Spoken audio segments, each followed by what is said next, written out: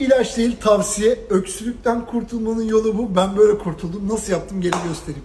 Taze zencefil bir tencere suya koyuyorum. Limonları küçük küçük doğradım. Tane karabiber, bolca nane. Şöyle bir karıştırıyorum. Kapatıyorum. Önce kaynayacak. Kaynadıktan sonra bekleyin. 15 dakika demlensin. İçim hazır. Varsa çiçek balı bir kaşık karıştır. Şifa olsun.